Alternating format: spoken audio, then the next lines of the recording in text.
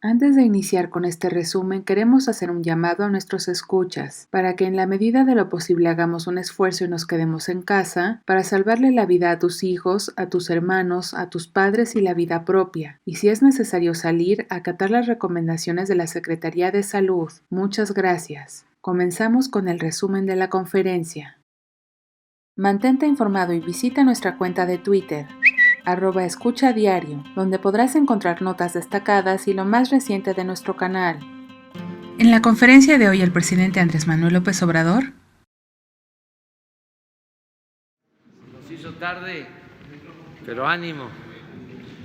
Es que se trataron muchos temas en la reunión de seguridad.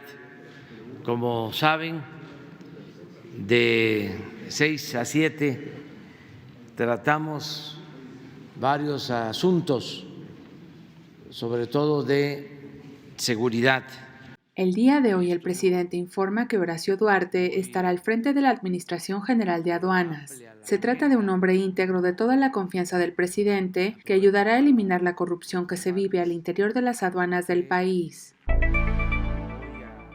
Sobre el préstamo del Banco Interamericano de Desarrollo a Empresarios, el presidente no se opone, pero reitera que no será a costillas del erario, que de no pagarse estos créditos pase a ser deuda pública. Esta intención no se avalará. El gobierno se enfocará en apoyar de manera directa a los pequeños empresarios. El secretario de Salud, Jorge Alcocer, informa que el diagnóstico inicial de la situación de la pandemia en México va bien. Informa que enviará una invitación a 337 médicos investigadores para sumarse a los equipos contra el COVID. Y el subsecretario Hugo López-Gatell menciona que no hay demostración directa que el virus cause inmunidad hasta el momento. Aprovecha para informar que Irmeréndira Sandoval tuvo COVID leve y fue aplicado el protocolo normal que aún no concluye. Sobre la filtración de información se lleva a cabo una investigación y la persona responsable tendrá una sanción muy importante. Denuncia contra evasor fiscal.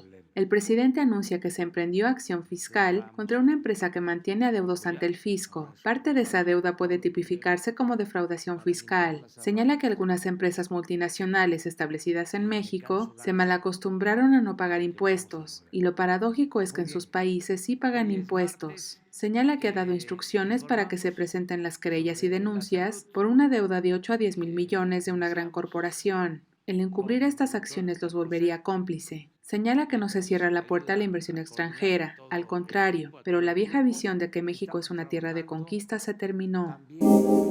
La crisis provocada por la pandemia representa una oportunidad. El plan de reactivación económica que se está poniendo en marcha para subsanar la crisis provocada por la pandemia será una oportunidad de demostrar que el modelo neoliberal es un fracaso, que solo produjo miseria en México y el mundo, motivo por el cual su gobierno no aplicará ninguna medida en ese sentido. No se endeudará al país, se aplicará una política de austeridad y no se permitirá la corrupción ni se tolerará la impunidad. Con estas medidas, México saldrá adelante ante este desafío y reitera que es una oportunidad de demostrar que el modelo neoliberal es un modelo antipopular, entreguista, ineficiente, fracasado, que produce miseria, violencia y altera la paz y la tranquilidad.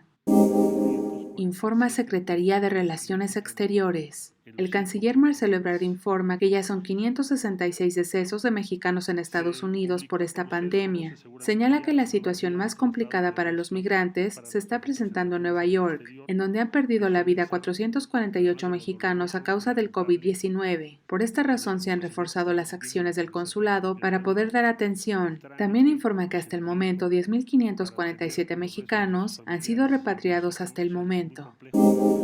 Insumos médicos. El INSABI informa que el 59% del total del equipo para protección de personal para combatir al COVID-19 se compra en China. Este equipo consiste en equipo de diagnóstico y laboratorio, equipo de protección de personal, insumos para higiene de manos y desinfección. Informa que esta noche llegará el sexto vuelo con mascarillas y gogles. Señala que los insumos se han entregado al ISSSTE, IMSS, SEDENA, Marina y a las 32 entidades en el país.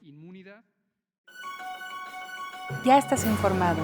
No olvides darle like a este video, comparte y suscríbete a Escucha Diario. La conferencia del presidente Andrés Manuel López Obrador en 5 minutos o menos.